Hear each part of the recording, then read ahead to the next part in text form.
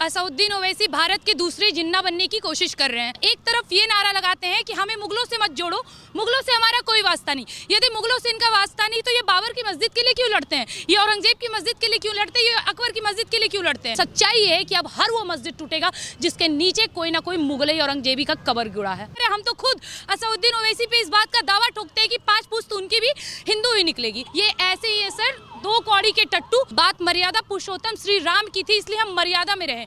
जब बात कृष्ण की आएगी तो छल करना तो स्वाभाविक है।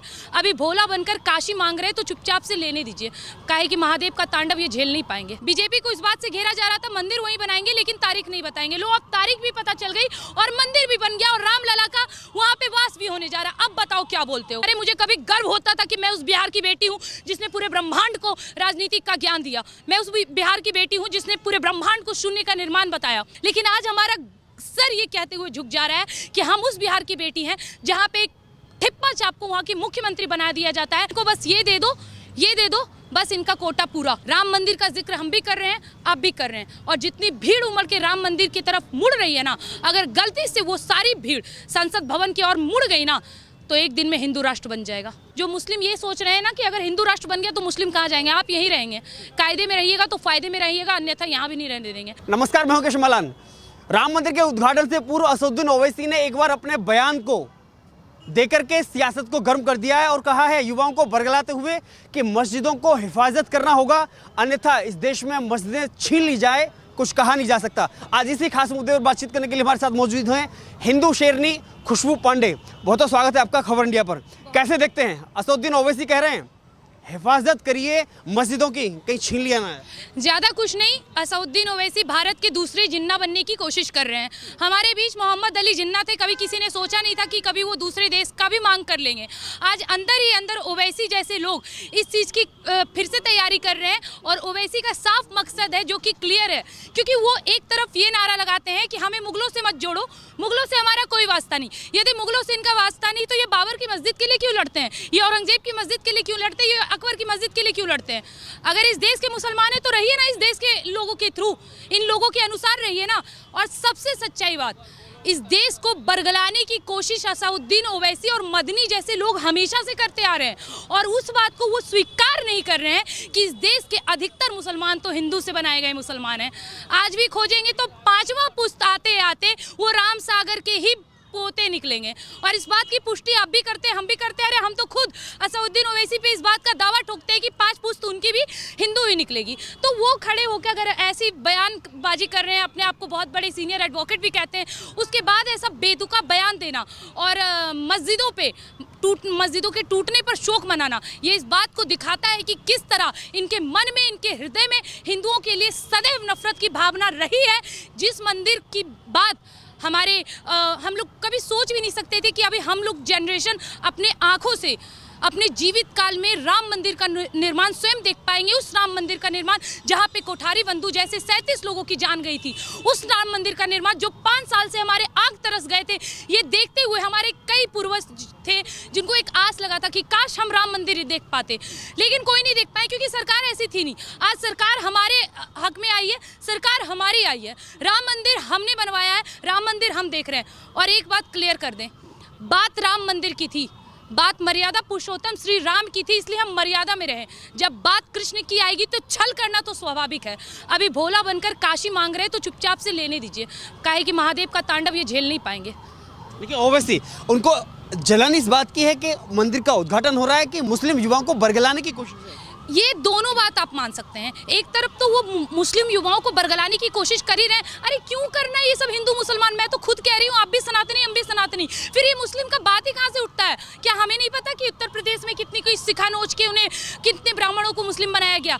क्या इस इतिहास से हम और वाकिफ नहीं? हाँ मानते हैं कि एनसीईआरटी ये पढ़ने का मौका नहीं दिया कि कितने ब्राह्मणों की सिखा नोची गई थी और कितनों को धर्म परिवर्तन करके इस्लाम, आज जो इस्लाम की गूंज मचा रखी है, इन लोगों ने क्या किया था, उस बात से वाकिफ ओवैसी भी हैं।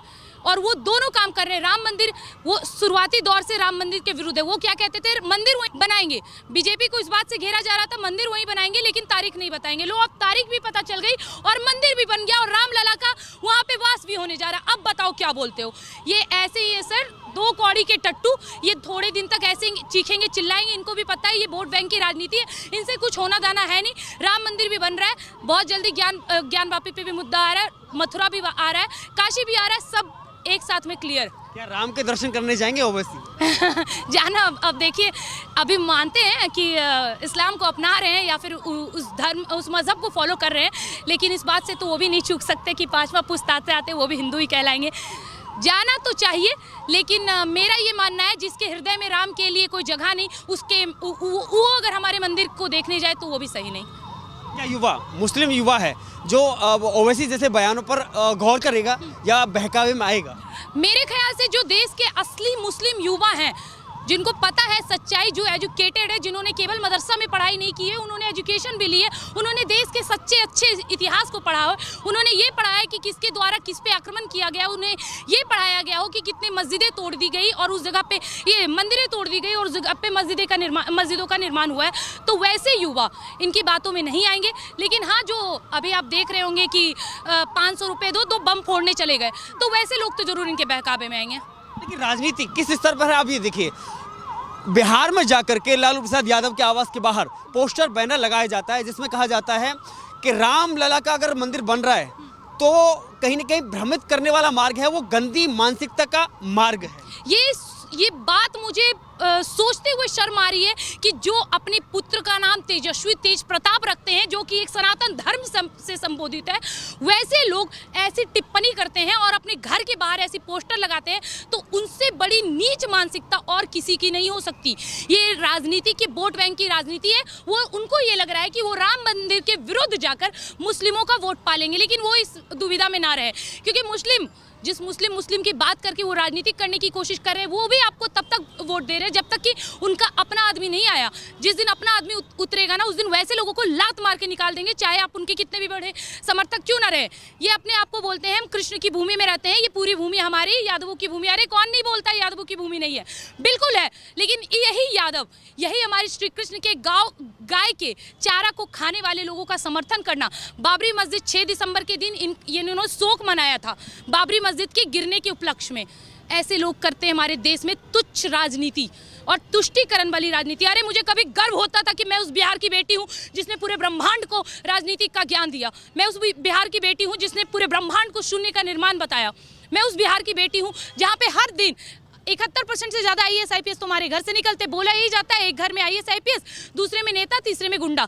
हमारे यहाँ तो तय है। लेकिन आज हमारा सर ये कहते हुए झुक जा रहा है कि हम उस बिहार की बेटी हैं जहाँ पे ठिप्पा छाप को वहाँ की मुख्यमंत्री बना दिया जाता है, जहाँ 8वीं फेल अभी आधुनिक समय में वहाँ का राज्य स्थिति को संभाल रहा है। मुझे इस बात के लिए घिन्ना आती है। देखिए, एक तरफ राम मंदिर के उद्घाटन से पहले इस तरह की टिप्पणी करना आरजेडी के पार्टी के द्वारा, और दूसरी तरफ तेज प्रताप के द्वारा खुद को कृष्ण का अवतार बताया जाना, ये तो सरासर गलत है। ये तो सरासर गलत है। हिंदुओं जागो, अभी भी समय है। बिहार के हिंदुओं, जिनको ये लग रहा था कि ये तुम्हारे हैं, ये यादवों के हैं, ये कुर्मी के हैं, ये इनके, अरे अभी भी समय है, अभी भी जागो। ये तुम्हारे कभी नहीं थे। लो, जो राम मंदिर, अरे खुद कहते हैं ना, विष्णु के अवतार, राम के अवतार, कृष्ण, तीनों तो एक ही अवतार हैं। बस देखने का नजरिया अलग है, युग अलग है, लेकिन तीनों तो एक ही है ना। तो फिर आखिर क्यों नहीं, क्यों तुम लोग समर्थन कर रहे हो उनका? और क्या सोच के कि ये तुम्हारा समर्थन करेंगे, जो राम मंदिर को बनने के उपलक्ष्य में अपने आप को नीचा दिखा रहे हैं, ये बोलते हुए कि हमारे लिए बहुत नीच मानसिकता वाली बात है। क्या आपको लगता है ये तुम्हारे कृष्ण भूमि के लिए लड़ेंगे?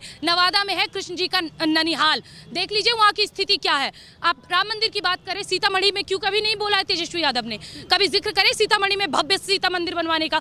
ऐसे मुँह से आवाज़ तो निकलेगी नहीं, लेकिन ऐसा काम जरूर करेंगे जिससे कि ये साबित हो कि हाँ, आप हिंदू विरोधी हैं, और इस बात का परिणाम वो चीख के दे रहे हैं कि वो हिंदू विरोधी ही है। लेकिन राम का विरोध करके सनातनियों की आस्था पर सवाल खड़े करके 2024 की सत्ता पर कुर्सी पर काबिज हुआ जा सकता है? ये एकदम भी संभव नहीं है। ये आप वो मत समझिएगा कि पहले एक समय था जब तिलक लगा के लोग निकलते थे तो एक डर का माहौल होता था कि राम नाम का राजनीति, भाई राम तो कुछ नहीं होते, तिलक लगाने में शर्म आती। लेकिन आप यहाँ देखोगे 1000 बुरखे वाले आपको दिख जाएंगे। जब उन्हें अपना चेहरा ढकने में शर्म नहीं आ रही तो हमें तिलक लगाने में कैसी शर्म?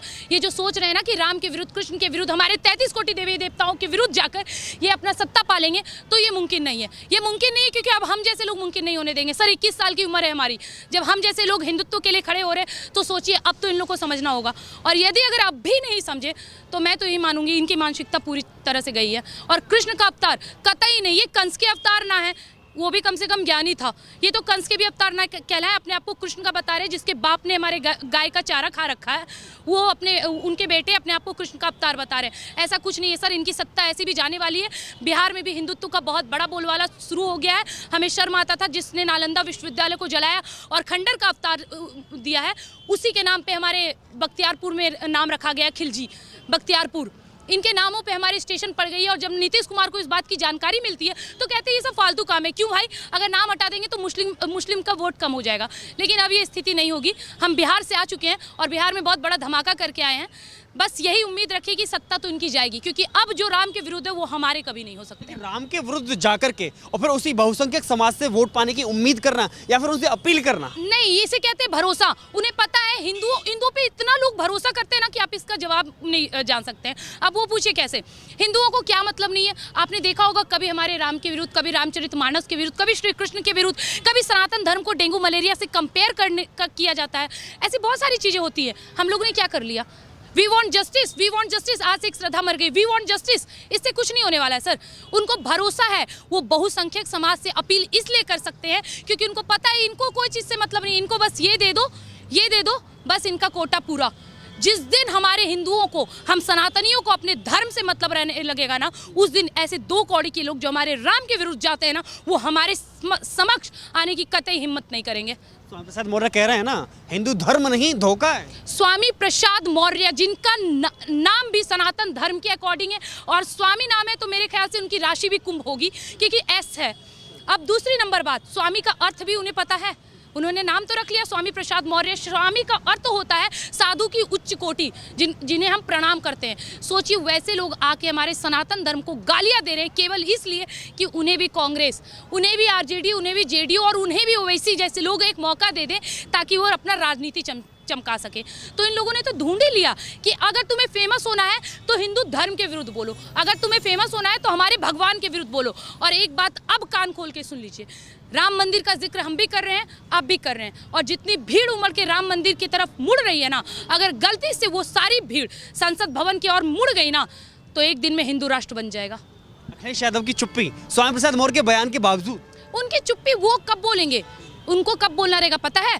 उनको तब बोलना रहेगा जब बात किसी मुस्लिम लड़की की होगी, तब वो खुल के बोलेंगे कि हमें हिंदुओं से मतलब नहीं है, हमें हमारी सिर्फ मुस्लिम। अगर किसी हिंदू लड़कियों का बलात्कार होगा तब वो उछल के बोलेंगे कि हमें हिंदुओं से कोई मतलब नहीं, केवल मुस्लिम लड़कियां हमारी बहन है। उनके पिताजी भी वैसे ही थे, भले स्वर्ग नर्क सिधार गए अलग बात है, लेकिन उनके पिताजी भी यही थे। उनकी चुप्पी साधने का मतलब साफ है कि उन्हें धर्म से कोई मतलब नहीं। इतने दिनों तक वो जादव और बहुत सारी जातियों को समेट कर वो राजनीति करने की कोशिश कर रहे थे, जो सफल नहीं हुआ। और अभी भी वो उसी प्रयास में लगे हुए हैं कि एक ना एक दिन कभी ना कभी ये राजनीति सफल होगा। लेकिन अब उनको समझ जाना चाहिए कि अब पूरा का पूरा भारत भगवामय हो चुका है, ये भारत हिंदू राष्ट्र बनने की ओर जा चुका है। तो अब वो कुछ कहे ना कहे बात बराबर है। बस यही है कि इन सब लोगों को जितना हो सके इग्नोर करिए। क्या अखिलेश यादव को प्रायश्चित करना चाहिए, जो कार सेवकों पर गोली चलवाने वाले मुलायम सिंह यादव उनके पिता थे? मुलायम सिंह यादव जी अपने मरने से पहले उन साधुओं के पास पैर पड़ने गए थे, उन्हें प्रणाम करने गए थे, उनसे माफ़ी मांगने गए थे, क्षमा याचना करने गए थे कि हमें माफ़ कर दो, हमने कार सेवकों पे गोलियां चलाई। आज उन्हें मरने वक्त याद आ रहा है कि उन्होंने कार सेवकों पे गोलियां चलाई। एक एक गोली का हिसाब लिया जाएगा सर। और एक बात अच्छे से स्पष्ट रूप से समझ जाए, अब जितना हिंदुओं के अंदर क्रोध आ चुका है ना, यदि अभी भी कोई हिंदू धर्म के विरोध बोलकर अगर जीवित रहता है ना, तो ये हमारे लिए शर्मिंदगी की बात होगी। आए दिन हम ये सुन के थक चुके हैं। राम मंदिर, कभी ज्ञान वापी, कभी शिवलिंग, कभी मूर्ति, हर एक चीज़ पे टिप्पणी सहते ना अब हम थक चुके हैं। अब ये समय आ गया है, मैं अपील करूंगी इस भारत के लोगों से, भारत के युवाओं से, भारत के साधु संतों से, उठिए, अब समय आ गया है हिंदू राष्ट्र बनाने का। जो मुस्लिम ये सोच रहे हैं ना कि अगर हिंदू राष्ट्र बन गया तो मुस्लिम कहाँ जाएंगे, आप यहीं रहेंगे, कायदे में रहिएगा तो फायदे में रहिएगा, अन्यथा यहाँ भी नहीं रहने देंगे। जो बात है स्पष्ट रूप से, उन लोगों को ये लग रहा है हम लोग निकाल नहीं रहे, लेकिन जिस एरिया में आप लोग बटे वहीं तक रहिएगा। और रही बात मस्जिद की ना, तो एक भी मस्जिद यहाँ नहीं रहने देंगे, बनेगा तो हर जगह मंदिर ही, जहाँ भी मस्जिद है सबको तोड़ा जाएगा। बड़े बड़े मंदिरों के जिक्र तो फिर भी लास्ट में 30,000 मस्जिद, 30,000 मंदिर की जिक्र चल रही है, लेकिन सच्चाई ये है कि अब हर वो मस्जिद टूटेगा जिसके नीचे कोई ना कोई मुगलई औरंगजेबी का कब्र गिरा है। शफीकुर रहमान आज भी सपने देख रहे हैं, कह रहे हैं कि मैं अल्लाह से दुआ करूंगा उस 22 तारीख को, जिस दिन मंदिर का उद्घाटन है, बाबरी मस्जिद के लिए दुआ करूंगा। अच्छा, हम आपको ऐसा लग रहा है कि इनका दुआ कबूल हो जाएगा? इनका मेरे को जहाँ तक पता है इनका कभी दुआ कबूल नहीं होता है। क्या अपने मन से गए थे करवाने के लिए या माँ बाप उनके जोर जबरदस्ती लेके गए थे, है ना? इनकी दुआ सुन लेंगे। और कौन? अल्लाह। कहाँ है भाई? फोटो दिखाइए, हम तो प्रणाम देते हैं। जिसको ये लोग शिवलिंग को उल्टी पुल्टी चीज़ों से कंपेयर करते हैं, एक बार जान लें कि हमारे प्राण प्रतिष्ठा का मतलब क्या होता है। शफीकुर रहमान का या फिर मैंने कहा ना मदनी साहब या ओवैसी, ये लोग वही नाली के कीड़े हैं जो एक ही जगह पे रेंगते रहेंगे, इसके अलावा और कुछ नहीं कर सकते हैं।